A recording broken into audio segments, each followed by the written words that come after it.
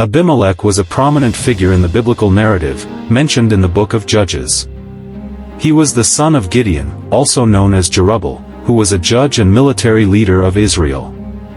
Abimelech's story is filled with power struggles, violence, and the consequences of his actions. After Gideon's death, Abimelech sought to establish himself as a ruler over Israel. He conspired with his mother's relatives in Shechem, convincing them to support him in his quest for power.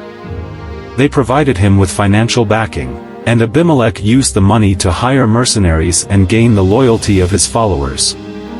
In a cunning move, Abimelech approached the leaders of Shechem and convinced them to support him as their king. He argued that it was better to have one ruler rather than multiple judges, as had been the case during the time of Gideon. The leaders of Shechem agreed, and Abimelech was anointed as king. However, not everyone was pleased with Abimelech's rise to power. One of Gideon's sons, Jotham, escaped the conspiracy and stood on Mount Gerizim to deliver a parable to the people of Shechem. In his parable, Jotham condemned Abimelech's actions and predicted that disaster would befall both Abimelech and the people who supported him. As Abimelech consolidated his rule, he faced opposition from a man named Gaal. Gaal rallied the people of Shechem against Abimelech's reign, leading to a series of conflicts between the two factions. Eventually, Abimelech defeated Gaal and his followers, taking control of Shechem once again. Abimelech's thirst for power did not stop there.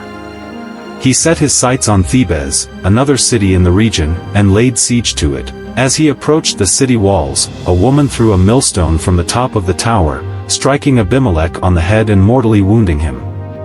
Realizing that he was about to die, Abimelech commanded his armor-bearer to kill him with a sword so that it would not be said that he died at the hands of a woman. Thus, Abimelech's reign came to a violent end, just as Jotham had predicted. His story serves as a cautionary tale about the dangers of seeking power at any cost and the consequences of disregarding God's will. Overall, Abimelech's narrative in the Bible highlights the complexities of leadership and the consequences of one's actions. It also serves as a reminder of the importance of following God's guidance and seeking justice rather than personal gain.